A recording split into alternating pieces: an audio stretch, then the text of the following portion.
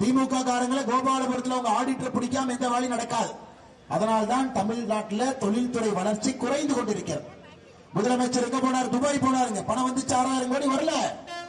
முதலமைச்சர் Singapore Japan போனார், பணம் வந்துச்சுங்களா? வரல. முதலமைச்சர் ஸ்பெயினுக்கு போனார், பணம் வருமா? கண்டிப்பா வராது.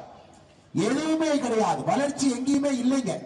கரண்ட் பில் ஏத்திட்டாங்க. கரண்ட் பில் எப்படி ஏத்திட்டாங்க பாருங்க. நிலை கட்டணம் உயர்வு, சோலார்ல இருந்து எடுத்தீங்கன்னா அதுக்கு உயர்வு, பீக் அவர் டிமாண்ட் சார்ஜ் அது உயர்வு, எல்லா அதாவது கரண்ட் பில் ஏத்துறது இல்லைங்க.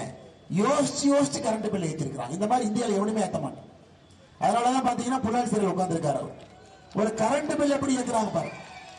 இந்த மாதிரி கரண்ட் பில் ஏத்தி பார்த்தது இல்லைங்க. இந்த மாதிரி கரண்ட் பில் ஏத்தி பார்த்தது.